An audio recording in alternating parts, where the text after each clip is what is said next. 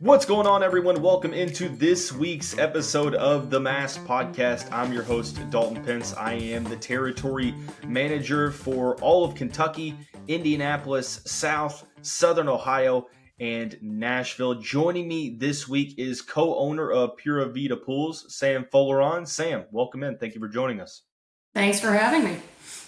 So I brought Sam onto the show because having a very successful business up in the New Jersey area, it's an area that is dominated by vinyl liner, but Pura Vida does things a little differently, offering all three types of in-ground construction: gunite, fiberglass, and vinyl liner. I felt like it was a great opportunity to have Sam come on and discuss sort of some of the benefits and drawbacks of each one, how to determine which one to push to a homeowner, and much more. We'll talk about what the industry might look like here by 2030 and much more. So be sure to stay tuned to find out. Sam, I find it interesting before the call. Now, obviously, every market is different. Like the area that I'm in, Louisville, it's all over the place. Like it is a huge fiberglass market. But vinyl liner and gunite are fairly steady as well. New Jersey being very vinyl liner dominant. What was your thought process of, saying, hey, look, yeah, vinyl liner is key, but we're going to offer some gunite and fiberglass as well? So, as a business owner, you obviously want to make sure that you have the resources and the know-how to deliver on what you're offering. And, my partner and I both have a background in distribution, manufacturing. So, we knew that we had the resources to offer all three.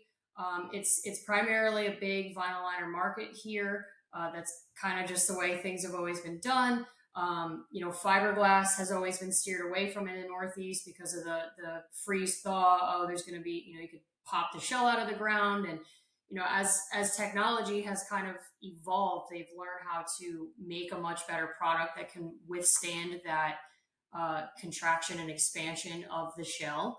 And then, the other side to that was, a lot of people are putting fiberglass pools in on the water. Aren't you worried about, pushing out of the ground? And again, technology's come a long way. The products have gotten a lot better.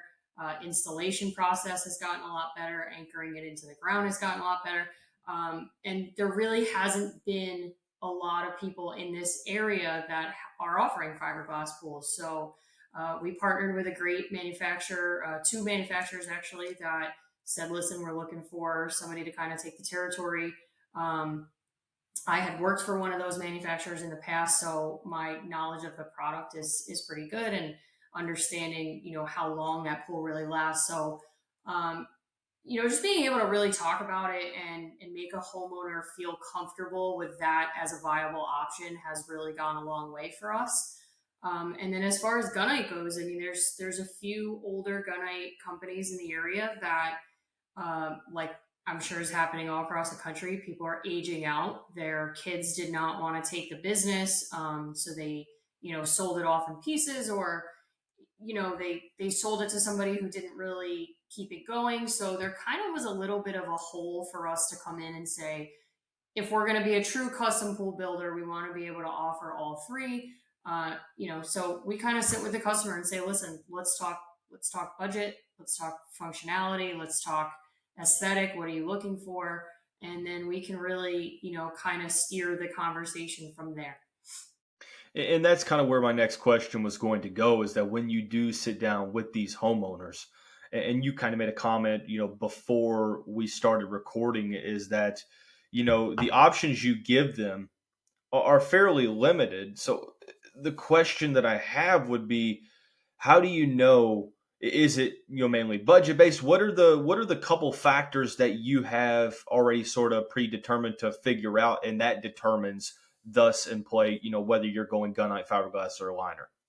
Sure. I would say 60 to 70% of clients that come to us already sort of know what they're looking at. I mean, we're in the age of the internet. They're already pre-doing their research. They already roughly know, what kind of price point, a product is going to land. But I try to get with a customer, if a customer comes to me and says, hey, I have no idea what kind of pool I want, I want the best. And so my response to that is usually, listen, I don't really believe there's a best pool. All three types are going to last 25, 30 years, which is generally longer than a person will stay in their home. So you can assure them that no matter what choice they make, that pool is really going to outlive their time on that property. And then it really is a budget conversation. I mean, you don't ever like to start a conversation about money. So what we try to do is we try to give them a range. So we'll say, hey, listen, for a medium sized pool, which would be like a 16 by, 15 by 30 or 16 by 32, you're going to end up in this range for vinyl, this range for fiberglass, this range for gunite. And a lot of times they'll say, okay, yeah, we don't have an issue with any of those price points, or, oh yeah, hey, that automatically knocks gunite off the table. Then let's talk about the other two, or hey, we need to be in the lower end. And that really, it kind of legitimizes the conversation for us. You learn pretty quickly how serious somebody is, but also it really starts to point them in the right direction. And then you can start talking, functionality, feature, customization, what things are really important to them going forward. So there are going to be some business owners that listen to this, and I would argue that a good majority of the industry is only specializing in one of these avenues. You're not really seeing a ton of builders incorporate all three. As someone who has experience, working with all three, what would your advice be to a company that is trying to maybe venture into, maybe not all three, but maybe they're a vinyl liner and they want to get into gunite, or fiberglass that wants to get into vinyl liner and vice versa? What's your advice to that business owner, and what are some tricks of the trade, so to speak, that you would say, hey, look, if you're going to do this, these are some things you need to consider? So I mean, like I said already, I think it's a lot about taking stock of what resources you have available, right? So, every pool needs an excavator, every pool needs a plumber, so chances are, you've got access to the electrician, the excavator, you've got access to at least one third of the process. And then it's nailing down, the plaster, or the person that's coming to do the rebar.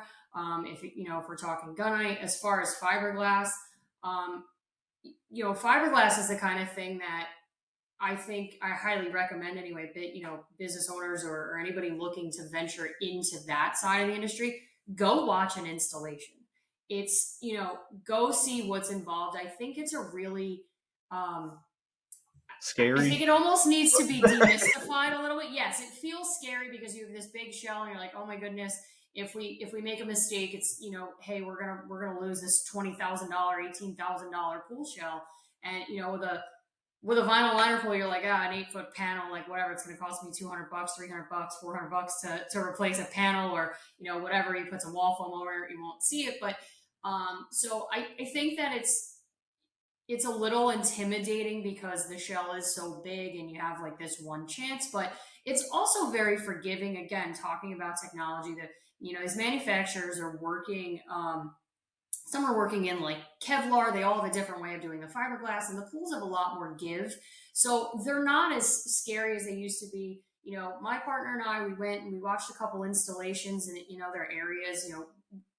Again, because of our background in the industry, when we approached the fiberglass companies, they kind of knew we were serious. We went around the country and went to sales conferences and training opportunities for various manufacturers, partly to decide who we wanted to work with, but also to gain that know-how. And I think the industry as a whole is a very like welcoming group of people. I've been in every Thank single you. side of it. Thank Uh, you. yeah, I'm involved in the Northeast Spawn Pool Association. I'm involved in the Women in the Industry organization. And you knock on someone's door and say, "Hey, listen, I'm looking to do this thing for my business. Do anybody that would be willing to help me?" 9 out of 10 times, as long as you're not in their backyard and you're not directly competing, they're willing to kind of open the door and say, "Come on a job site, come learn, ask me the questions you want to learn." Um, we had some great, colleagues, friends who were willing to let us see their contracts and say, hey, these are some things you need to consider if you're going to get into this side of the business. This is some, liability type stuff you need to consider. These are the insurances you should probably have. So there is a really big picture involved, but get out there, like use this incredible network of people that we have. I tried to leave the industry once. I mean, I think everybody tries to do that, and it kind of wraps its arms around you and says, you're not going anywhere. Um, you know, it really is true what they say about like once you get chlorine in the blood, you can't go anywhere. So lean on that. Lean on that ability to say, hey, I don't want to leave the industry, but this isn't working for me anymore, or I want to grow next level. To the point about the aging out folks, there's a lot of young people that either don't want to be involved or they do want to take over, but they want to do things different. They want to say, hey, it's my dad's business. He did things really great for a really long time, but I kind of want to go another direction. I want to do lower volume and higher profit margin. And get out and look, explore those things. I mean, there's every pool that you build has a different process, a different liability involved, but there's also a different profitability involved. And so, as a business owner, there's a lot of, like anything, a lot of pros and cons to Yeah, taking on of the course. the different pools here. And I'm really, really glad. Sorry, I can't speak today. Really glad you brought that up because, of course, competition it's key. There's natural competition. Any business, any industry is going to have that. But you mentioned that the pool industry is very welcoming, and I feel like there's sort of this negative connotation, especially in the local marketplace, is that everyone views each other as competition, and as rightfully so as that is, there's also a lot of camaraderie and a lot of building together. The old saying, a rising tide raises all ships. And I think that that's definitely evident in the pool industry. And I think that you bring up a good point that if you're wanting to get into a new sector of the industry, whatever that may look like, reach out to businesses that are in that sector. And I'm not naive enough to know that some will be territorial, but not all of them will be. But you bring up a good point that I kind of want to transition over into is you're starting to see a generation exiting the pool industry and retiring. And it seems like there's been a little bit of a challenge getting the younger generation to sort of buy into the industry for whatever reason, whether they grew up in it and just kind of want something new. Or, I mean, I say that the pool industry is a tough one to get acclimated with because there's a lot you have to know. For any young person listening to this that might be on the fence as to whether or not they want to stay or enter the pool industry, what would your message be to one that's sort of in that line of thinking? That's a tough question. I love this industry. Again, I've worked on all three sides. I've been a dealer. That's obviously where I'm at right now. I was in distribution for 11 years. I did, manufacturing sales. There is a side to this industry that can really fit anything anybody is looking for. I mean, we need educated salespeople. We need service technicians on the manufacturing level. We need service technicians on the dealer level. We need marketing people, and we need new perspective. We need people that are willing to help kind of change and keep up. I think that our industry is a little bit antiquated in terms of some of our counterpart industries, I'll call them. I recently attended a marketing summit with a roofing organization because I felt like, all right, I've done the pool marketing thing over and over and over. What do some other industries do? And everybody, again, this is back to your point about making the advice, is like I went into this room and every single roofing guy there was willing to talk to me about how much they spend on marketing, what their ROI looks like, because I'm not competition. But I really learned like how kind of behind the eight ball we still sort of are as far as software on all sides, communication tools on all sides. Yes, do I think that pool equipment itself is doing well? Absolutely. We have, there's an app for everything. Garage doors. There's pools are certainly keeping up in that regard. But as far as what would my advice be to somebody? Try to find that lane that you want to be in. I mean, listen, and again, I've done every single side because I didn't know exactly what I wanted to do. It's taken me over 20 years to say I want to be an owner. Part of the reason I want to be an owner is because I love it. I love growing a business. I want to see the impact of what I do every day. The other side to that is being a business owner gives me some flexibility for a young family that I have.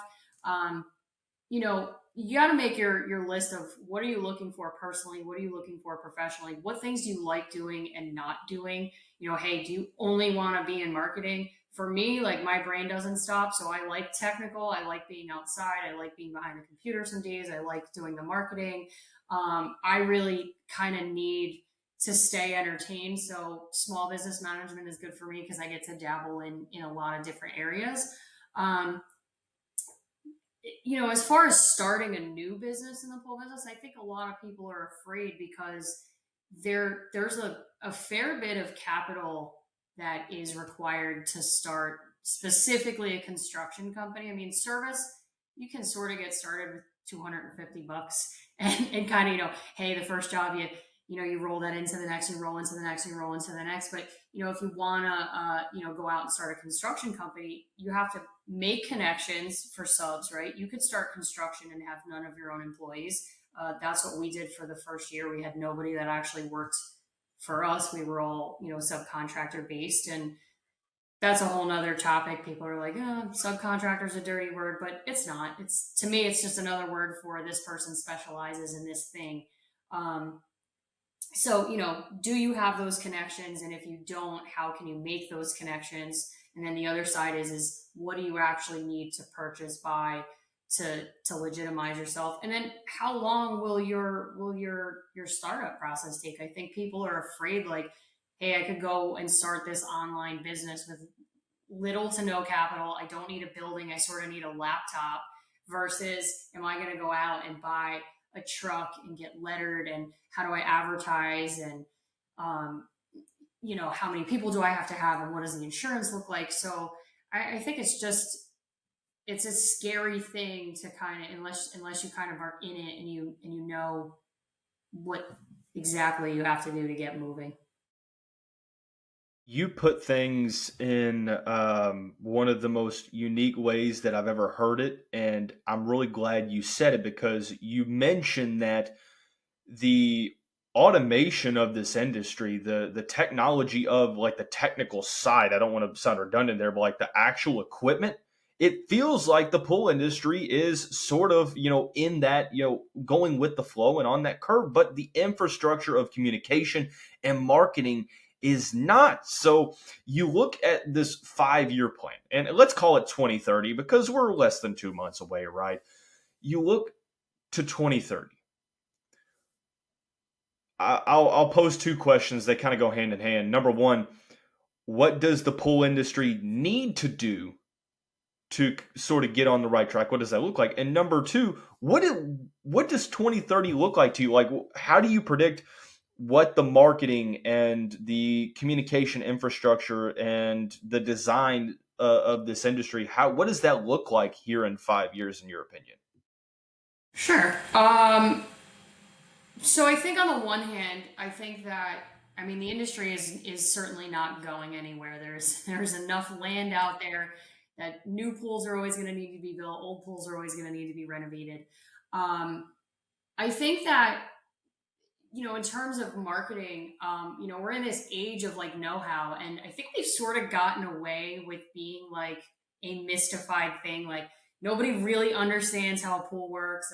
My brother's your perfect example of like that guy that, hey, my dishwasher's broken, and I'm like, oh, here's a repair guy, and he's like, I'm not calling a repair guy, and he spends 3 days on YouTube and he figures out what he needs and he gets the part online.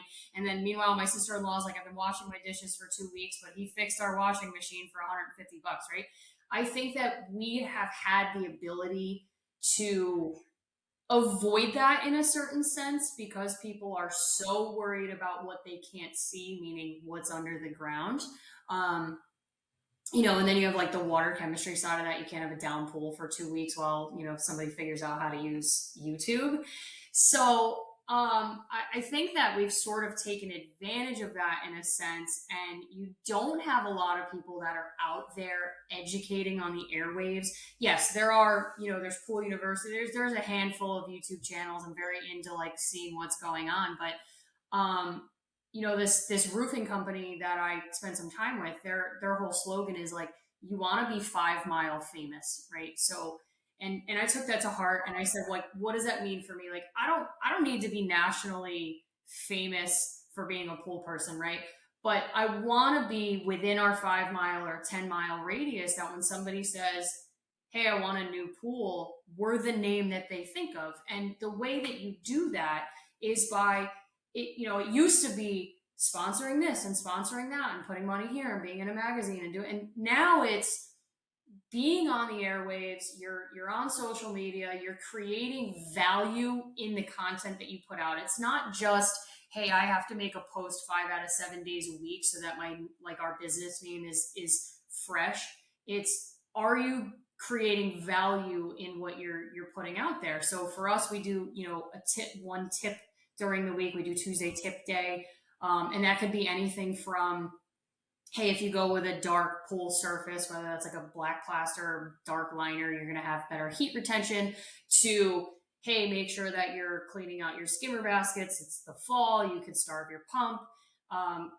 It's all kinds of just technical tips.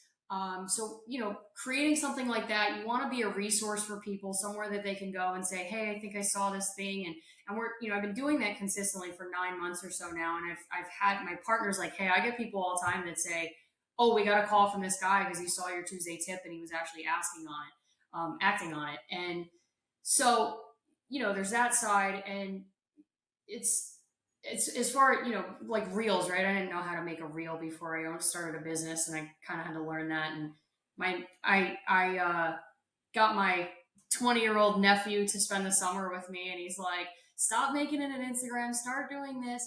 And it's entertainment, right? He said, you don't want to just show pictures of these pools. You want to show people the life they can have if they Yes. invest in a pool, right? Shout So out to you're your not just like, _20 nephew. yes, Yes. it's stop showing the unicorn dust of a steel wall panel or a cage underneath, unless you're using it for some sort of educational, purpose. People don't really care what the hole looks like before the project is done. And then when it comes time to feature the finished product, take that stance of like, this could be your yard. You could be sitting, instead of taking the picture up here, you want to take the picture down here, or the video clip down here. Hey, you could be sitting in this spa listening to the bubbles. You could be sitting next to this waterfall, or whatever the thing is that you're trying to get across. So you have to create an experience. There's a lot of creative involved. And again, a lot of old school business. I have a lot of old school colleagues and buddies that I know over time, and they're like, I think what you're doing is great, but we don't need that to build a business. I built a great business over 40. And I said, yeah, but you built a business in a time that wasn't looking for that. And now people are looking for that. We get a lot of calls where people say, hey, I saw you online. I think the stuff that you do is great. I feel like I trust you because I know you, because I see you in these videos. You're giving away some free information. So, they sort of feel like, oh, this company, like, they're good people. They're willing to give us tips and tricks. They're not trying to keep everything behind the curtain so that they can make an extra penny. So it's all about, creating trust and relationship through your marketing efforts before that customer even calls you. I'm really glad that that's sort of been the direction of this conversation, because that is one of the rebuttals. Is like, yeah, it's great what you're doing. It's really connecting with the rest of not only the industry but the world. Let's call it how it is. But my business has been made off of word of mouth, and we're okay. And look, word of mouth will always be a form of reference, and one of the main forms of reference. I look at social media as an enhancer to your business, and that leads us into the mailbag question. The mailbag question is something that we are going to introduce every single episode. So if you have a question that you want answered, drop it in the YouTube comments below. Send it to the email listed in the graphic underneath both of our heads. Sam, mailbag question for this week: how do I use social media as an advocate for my business, and how can I grow my business through the use of different channels? So kind of like what we already said here is social media is your opportunity to introduce the world to your business, to your brand. So you want to make sure that you're using consistency. When we started the business, we were Pure Vita Outdoor Living, and after 2 years, we said we really need to go to Pure Vita Custom Pools because the branding wasn't on point. We want people to know that we're pools, we're not fire pits, we're not pergolas, we're not all these other things. So you want to use that as your forum to really convey what your brand is about. And then you want to build trust. So you want to give, tips and tricks and, educate the people that are looking at your site. That kind of makes people feel like, hey, you're not keeping this whole process and this whole industry, behind the Oz curtain. Um, and you need to get your face out there. That's the hardest, most uncomfortable thing for people is, and even still, like I was on a site yesterday with my partner and we were arguing over, hey, I'm gonna videotape you, and he's like, no, I'm gonna videotape you, and I'm like, I don't have a Puravida shirt on, so it's gonna be you today. And it's you feel like a dork. You have to do it a bunch of times. You get home and you put the audio on the computer. You're like, man, I hate my own voice. Why does my hair look like that? 100%. Why am I so pale? Like all these things you could say about yourself. At the end of the day, nobody's more critical than you are to your own self. We started getting some videos out there that educate, and they do get the most hits. You can really track your insights specifically on videos, through Instagram. Um, One thing I need to work on is YouTube. Like you need to remember, everybody is out there asking questions on Google, right? 100%. Literally everything you think of, you're like, let me see what that is. If you become one of those sources of an answer, again, building trust, building confidence. We were a really small business. I mean, we are a really small business now, but we're a very new business. We're only in our third full season. And so we've managed to, through the use of social media, be able to say, listen, we don't have a 25 or a 40-year portfolio behind us, but look at what we know, look what we can talk about. Um, Not to go off on like a side tangent, but I mentor a lot of women in the industry, and they say, how do you every side of the business, like how do you battle being one of 100 or one of 150 women? And I said, listen, at the end of the day, when you start talking and people realize that you know what you're talking about, nothing else matters, right? They don't, if they think going into a conversation that you don't know something because of your age or because of your lack of a portfolio or because of your gender or whatever else it might be, the minute you show them that you understand their problems and you have solutions and you know how to handle whatever it is that they're coming to you for, that trust is instantly built. I would definitely agree, and I think that I think that overall, one of the main takeaways from this is that sometimes to reach a different height, and this is in life, you have to be comfortable with being uncomfortable. And I'm the same way. I host this show every week, and I go back and listen to it, and I'm like, do I really sound like I've got that country accent from Kentucky? Because I don't realize it when I'm talking, but when I go back and listen, I'm like, can we apply like a voice filter on this or something? And got to make sure the lighting is right. And I'm like, my hair looks bad. You mentioned it. You are your own worst critic, and I think that that's the main thing. Is that at the end of the day, people might not care, but you blow it up into something that that it's not, so to speak. But a lot of great information. Sam Folaron, co-owner from Puravida Pools up in New Jersey, joining us. Sam, thank you so much for joining us. Be sure to hit that like button on this video, subscribe to the channel, subscribe to the podcast. Thank you all for tuning in. Until next time, don't forget, a rising tide raises all ships. We'll see you soon.